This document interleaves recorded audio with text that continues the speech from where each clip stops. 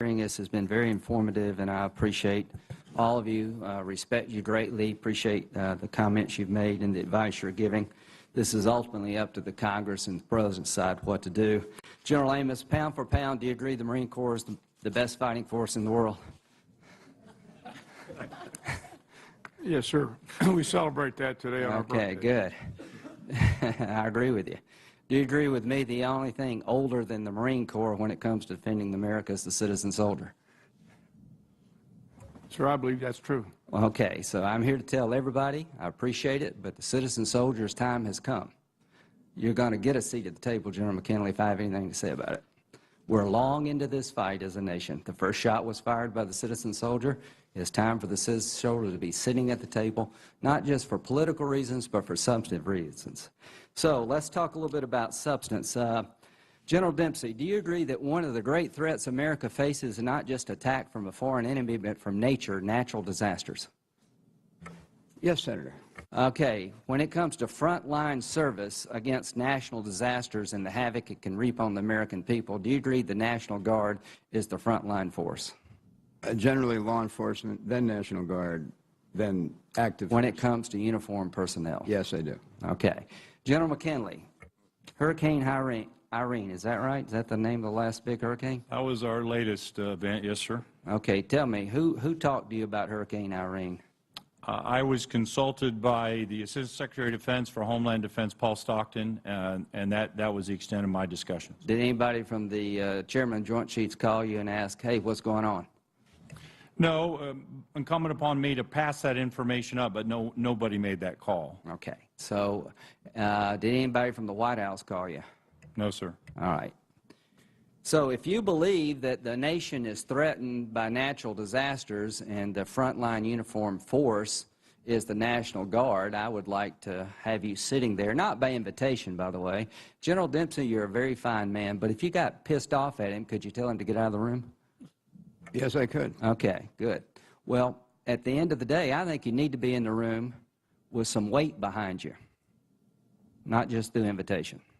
Now, let's talk about the structure of the state-federal responsibility. Who talks more to the judge, the adjutant generals of each state, you or General McKinley? General Dempsey?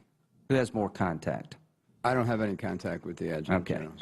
Well, if you believe that the adjutant generals who have responsibilities over the National Guard, you don't have any contact with them, how much contact do you have, General McKinley?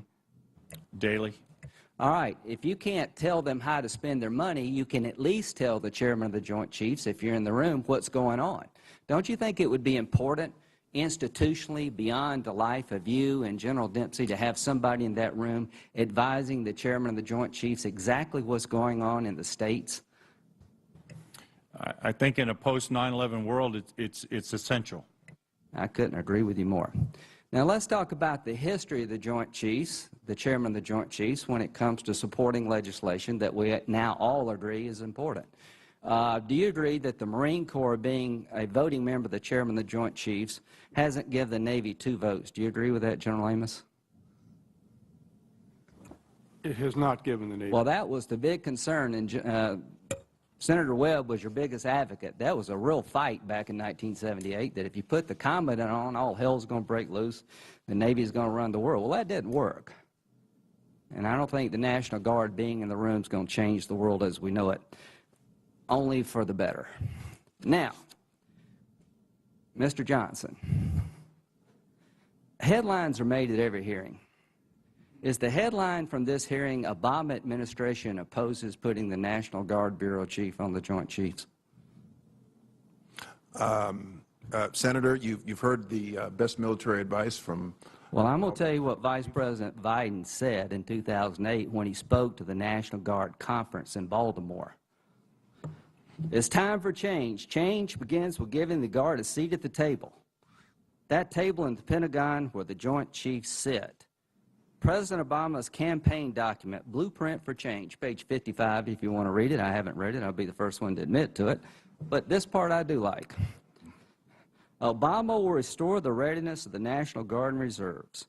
He will permit them adequate time to train and rest between deployments, provide the National Guard with equipment they need for foreign and domestic emergencies. He will also give the Guard a seat at the table by making the Chief of the National Guard a member of the Joint Chiefs of Staff. Has he changed his mind? Not to my knowledge. Well, don't you think when he said that, he thought long and hard about this, and he came to conclude as a prospective commander-in-chief this would be a good idea? And you're not here to tell us he's wrong, are you? The president and the vice president are above my pay grade. Well, I think they're wrong a lot, but I think they're right on this. Now, let's talk about Goldwater Nichols. How many of you believe it works? Who believes it doesn't work? Speak up. Nobody. All right. Let me give you a little history.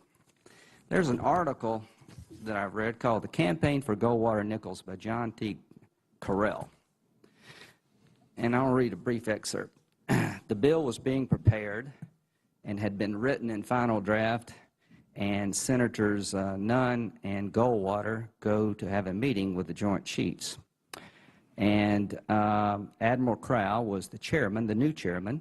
He supported it, but during that meeting, everyone else opposed and said in no uncertain language, the hot-tempered Goldwater took their criticism as an attack on his efforts to make improvements and roared, "If you think you can bully Sam and me, you're mistaken."